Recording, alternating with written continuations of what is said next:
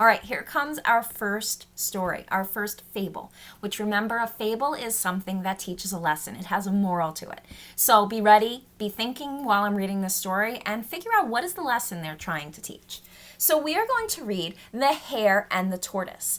And for all of you that maybe don't know, a hare is actually a rabbit, and the tortoise is the turtle.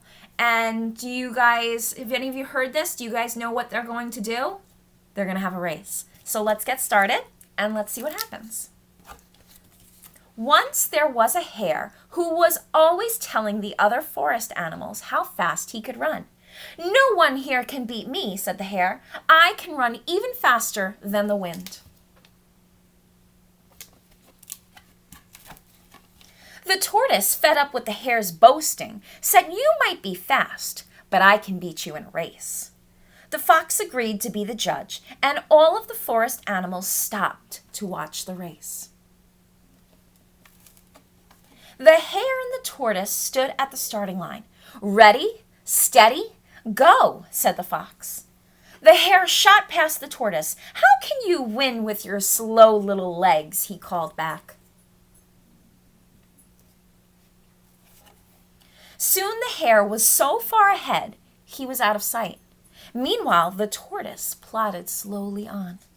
When the hare saw the finish line, he thought, I can have a little nap and still win this race.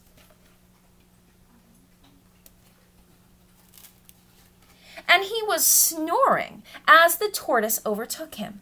Finally, he woke up to hear loud cheering and leaped forward, but it was too late. The slow and steady tortoise wins the race, said the fox. The end. So, what do you think the lesson of that story was? The lesson of that story was, even though you're good at something, you shouldn't make other people feel bad for maybe doing things in a different way, or maybe not being as good as you are at something. Because we all have strengths, which are things that we're really good at, and we all have weaknesses, which are things that we're not so good at. For example, I am really good at drawing, but I'm going to tell you the truth, I'm not a good swimmer. So something that I'm really good at, should I make people feel bad because maybe they can't draw? Because I wouldn't want someone to make me feel bad because I'm not a good swimmer. So we really have to think about the words that we say and how they might make others feel. We don't want to make people feel bad.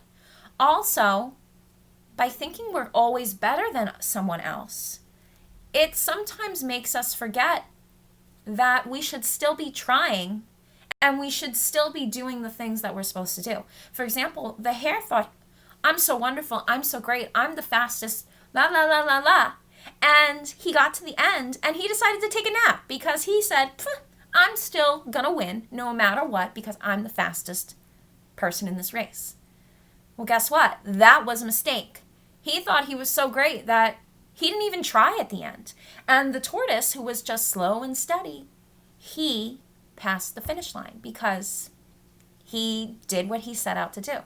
So you guys just always make sure you're thinking about other people because our jobs are to make people feel good. We want to feel good and we want to make other people feel good. So we don't want to do anything that makes people sad. We don't want to do anything that makes people mad. And if we do, it's a mistake.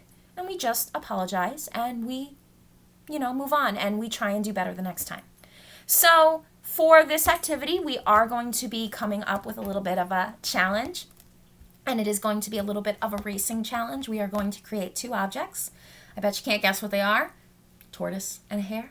And we are going to make them race. And we're going to need two different objects for this. So I'm going to explain it in a few minutes and we'll see what happens. All right. So we'll be right back.